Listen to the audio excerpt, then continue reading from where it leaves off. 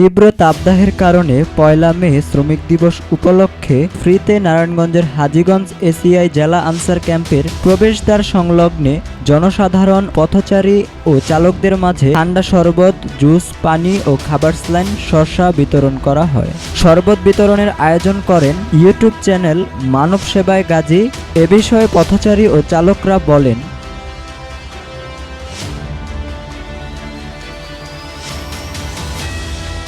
খাটা যায় না, আবার প্যাসেঞ্জারও বার হচ্ছে না, ক্যাব কম, দুই একটা টিপ মারি, দম নেওয়া লাগে, ঠান্ডা মান্ডা খাওয়া লাগে, শরবতটা জাতীয় খাই, কিনে খাই। আবার এই যেটা দিতে আছে এটাও ভালো, মানুষের উপকার হচ্ছে আর কি।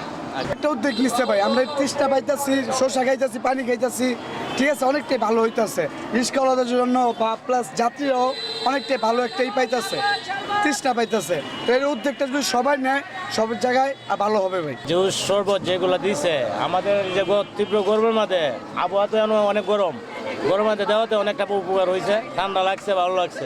এ বিষয়ে মানব সেবায় গাজী ইউটিউব চ্যানেলের কর্ণধার গাজী সোহেল রানা বলেন, 6 দিন যাবৎ এই প্রচণ্ড গরমের কারণে আমাদের তরফ থেকে যতটুকু পারতাছি অতটুকু মানুষের জন্য সহযোগিতা দিই। শরবত, জুস, শুষা, পানি, স্যালাইন যেটুকু আমাদের তরফ থেকে সেটুকু আমরা সহযোগিতা আমরা করতেছি আমাদের জন্য। এটাই আমাদের সকলের কাছে আমার দোয়া আছে, এটি আমরা সামনে দিন 2 দিন আগে মানুষের সহযোগিতা করি।